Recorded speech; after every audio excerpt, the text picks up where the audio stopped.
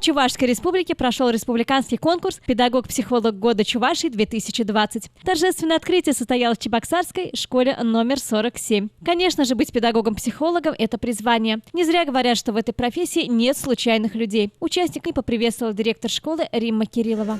Сегодня современная школа не может обходиться без психологической поддержки службы, психологической службы. И, конечно же, психологическая служба необходима для адаптации учащихся в школе, для того, чтобы нашим участникам образовательных отношений было комфортно, и вы сопровождаете весь учебный процесс в той комфортной среде, в которой она должна быть.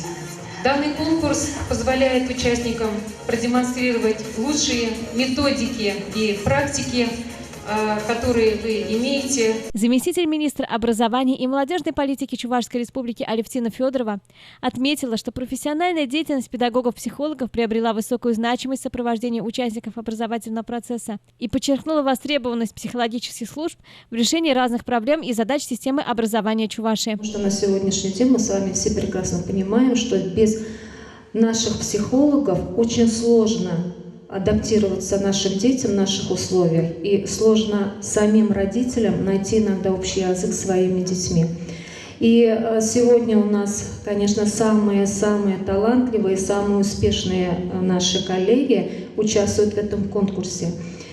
Конкурс, мы с вами все прекрасно понимаем, это конкурс. Конкурс всегда ищет победителя, ищет призеров. Но я могу, наверное, смело сказать, и наши коллеги, наверное, подтвердят, здесь я вижу самых сильных психологов, наверное, нашей республики. Коллеги, на самом деле, достигшие очень больших высот не только нашей республики, но и на территории Российской Федерации. С теплыми словами к участникам конкурса обратился ректор Чувашского республиканского института образования Юрий Исаев. Ваша профессия очень благородная. Ваша профессия позволяет любому и педагогу, и сотруднику образовательных учреждений, и, самое главное, школьникам находиться в рамках нормальности. Вот когда человек находится в пограничном состоянии, вы их приводите обратно в нормальное состояние. И это очень важно, это очень нужно. Ведь каждый воспринимает этот мир по-своему, и каждый воспринимается миром по-разному, так и да? Поэтому им большое спасибо. В программе первого дня очного этапа были 2 конкурсных испытания. Открытое занятие с участниками образовательного процесса и мастер-класс. Времена меняются и методики работы с ребятами. У каждого из специалистов свой подход к детям. Это разнообразные творческие задания, беседы и игры. Темы мастер-классов конкурсанты определили самостоятельно.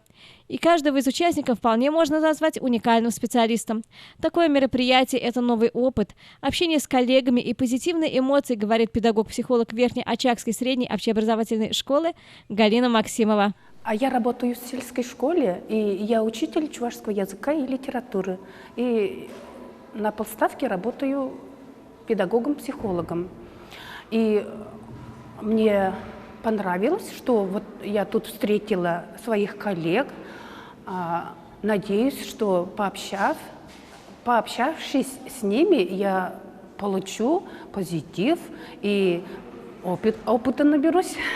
Своими эмоциями от проведенного занятия поделилась и представитель Чебоксарской средней общеобразовательной школы номер 24 Марта Торлопова. Контакт нашли сразу. Дети такие все отзывчивые, такие все активные, участвовали с удовольствием. Поэтому с этим проблем вообще не было. Очень прошло радушно, на ура. Я сама очень довольна.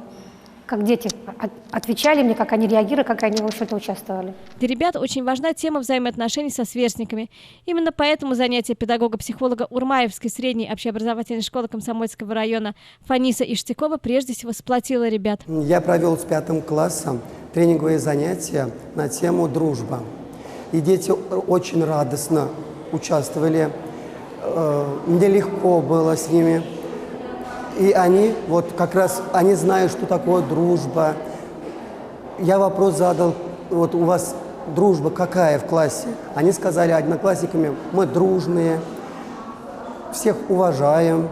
Во второй день конкурса участники представляли профессиональные кейсы, то есть разбирали описанные в примерах жизненные ситуации. Ну а задачи, которые стоят перед специалистами на том или ином этапе, постоянно меняются. И задачи у нас меняются постоянно в зависимости от ситуации. От ситуации основная задача – это, конечно, ребенок во главе угла.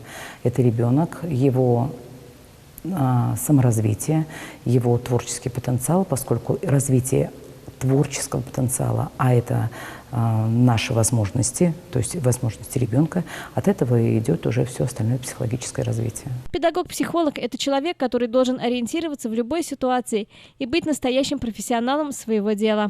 Педагог-психолог действует сейчас в рамках так называемого профессионального стандарта, и у него есть две основные трудовые функции. Он может специализироваться либо на сопровождении детей с ограниченными возможностями здоровья, либо сопровождать освоение детьми основной образовательной программы, как в детском саду, так и в школе, сообразно федеральным государственным образовательным стандартам. Что входит в эту работу? В эту работу входят прежде всего все необходимые действия специалиста по выяснению причин неблагополучия, причин трудностей в обучении, социальной адаптации или в развитии и помощь в их преодолении детям и родителям. Педагог-психолог Цивильской средней общеобразовательной школы номер 1 Надежда Павлова стала лауреатом конкурса. Она имеет большой опыт работы с ребятами и искренне любит свою профессию. Вот дети, знаете, такая как лакмусовая бумажка, да, по ним сразу видно, нравится им то, что ты с ним проводишь, или не нравится. То есть у них сразу идет ответная реакция. Если взрослые могут попритворяться, да, ну ладно, рассказала, мы и забыли. У детей сразу видно. Вот эта отдача, она помогает жить, она помогает дальше что-то творить. Да? Вот что глаза горят у детей, значит, ты все это делаешь не зря. Также лауреатами конкурса стали педагог-психолог Чебоксарского детского сада номер 164 Елена Зорина, педагог-психолог Новочебоксарской средней общеобразовательной школы номер 11 Надежда Любавская, представитель детского сада номер 11 города Чебоксары Анна Никанорова и педагог-психолог средней общеобразовательной школы номер 19 города Чебоксары Ольга Якимова. Елена Яковлева, Степан Гурьянов. Жизнь в столице.